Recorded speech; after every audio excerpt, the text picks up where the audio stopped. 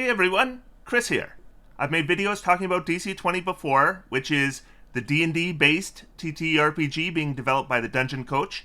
And the reason I've made more than one video on this topic is that we have big games like Daggerheart and MCDM in development right now, but the one that excites me the most is DC20. And yes, the Dungeon Coach and I are colleagues and I consider him a friend, and yes, that's a factor. But I also think Alan is a genius when it comes to role-playing game mechanics, and the alpha rule set for DC20 was really, really good.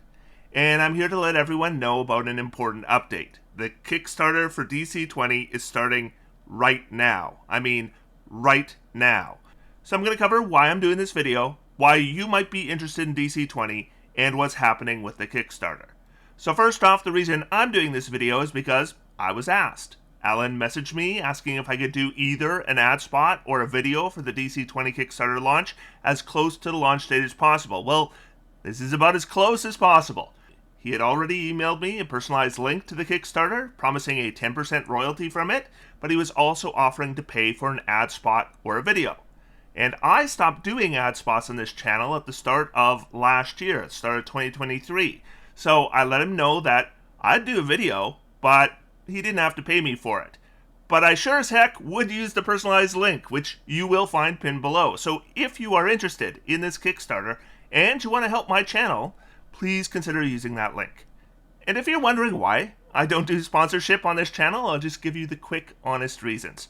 If I'm accepting money for an ad spot or a dedicated video, I feel a lot of pressure to make sure that advertisement is really effective so that the sponsor doesn't feel like they didn't get what they paid for. So then it kind of ends up with me having to do a hard sell, and it ended up being maybe my least favorite part of the job is coming up with these advertisements and feeling this pressure. So I kind of looked at my finances, and thanks to Patreon, thank you Patreon, and thanks to all my patrons, I figured I'd be able to make ends meet without doing the ad spots. So I stopped doing them, and predictably, as soon as I did that, suddenly I started getting offers for ad spots all the time, and I still do.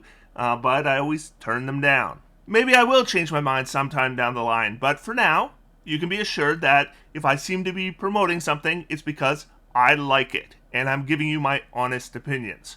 So I've covered the reasons I like DC20, but I'm going to briefly cover them again. This is really just the most brief highlights, and this isn't just from reading. I have playtested DC20 multiple times as a player. So first of all, DC20 does feel a lot like D&D. So if you play D&D now, the transition is pretty easy. Terminology is mostly the same. You'll recognize the classes. You're using a D20, and DC20 doesn't try to change the thematics of D&D. It's still the same kind of epic fantasy, and yes, your character will still feel a bit like a superhero. As for mechanics, we start with a 4-action system. So basically, your character can do 4 things each round, but not necessarily on their turn. Because what I really like is that these actions aren't confined to your turn. So if you think about it in D&D terms, you take a move, that's an action. You make an attack or cast a spell, that's an action. But any reactions you took before your turn, those were actions too. And so if you took 4 reactions before your turn came up, well, then your turn is going to have no actions left. And at the end of your turn, they'll all come back. And this kind of flexibility, I think, is really cool. And this system eliminates the boredom of waiting for your turn because you can jump into the action, even multiple times between turns. And you will find ways to help or assist your allies. And this really does work to keep everyone engaged throughout the entire round. Your to-hit roll and damage rolls are bundled up into a single roll. So if you attack, you roll a d20, and if you roll high enough, you hit, just like D&D. But the higher that roll is, the more damage you will do. And we've all had those cases in D&D where you succeed on your to-hit roll by a country mile, and then you roll crappy on the damage. That never happens in DC20 because it's just one roll. If you hit by a lot, you do a lot of damage. If you barely hit, not so much. And crits always do the most damage. Spellcasters fuel their spell slots with mana points, which aren't unlike spell slots, but martials get a roughly equivalent mechanic called stamina points, which fuel maneuvers and techniques. These would be reminiscent of like a battle master fighter superiority dice in D&D. but every martial character in DC20 gets them. It basically eliminates a martial caster divide, since for everything cool a caster can do, a martial has something cool that they can do. Speaking of martials, every weapon is different. In D&D, the differences between like a longsword and a battle axe is that the longsword costs 5 gold more, and that's basically it. And even weapons that do different damage types, it usually doesn't matter. So if it does piercing, slashing, or bludgeoning, except in a tiny percentage of battles, it makes no difference at all. Every weapon in DC20 has significant differences than every other weapon, and they all have advantages and disadvantages to use them. When it comes to spellcasters, DC20 allows the spellcaster to not only cast a variety of spells, just like D&D, but they can also modify those spells. So they can do things like change the shape of the spell or the area of effect. And it's a bit like upcasting spells in D&D, but there are way more options, and it's on all the spells, not just a few. And when it comes to ability scores, well, first off, your score is your modifier, which just makes sense, and other systems are using that as well.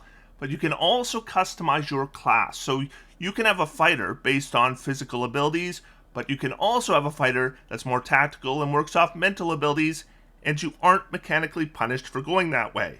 Advantage and disadvantage stack. And unlike MCDM or Daggerheart, which have gone the route of adding a D4 or D6 to your roll or subtracting it, with DC20 it's like D&D advantage or disadvantage, but it's stacked. So if you have 3 sources of advantage, you roll 3 extra D20s on your roll, and then you take the best result. And I really like this.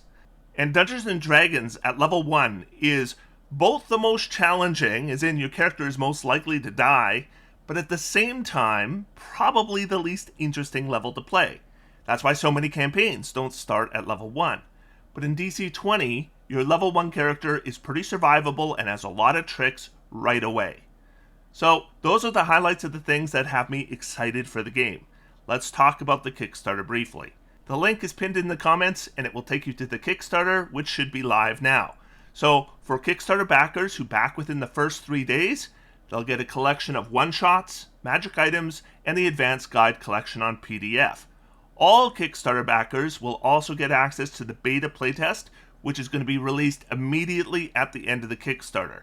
This is going to be the beta for the core rule set, and it's going to be one book which contains all the general rules for playing the game, all the character creation rules, how combat works, and all the out-of-combat rules. In addition, you'll get a monster starter guide with rules for monster creation and a bunch of included pre-made monsters. If you get the hardcover version of DC20, you're also going to get a PDF copy included. And Alan promises that the Kickstarter will be the lowest price you're going to have for either the hardcover or the PDF. So that's why I'm doing this video, why I'm excited for the system, and what's happening with the Kickstarter. And if it seems like something you want to check out, then great. If you could use the link I pinned in the comments, that'd be awesome. And if it doesn't sound like the system for you, that's okay too. This isn't a paid spot. I will see you Friday, as usual. Have a great day.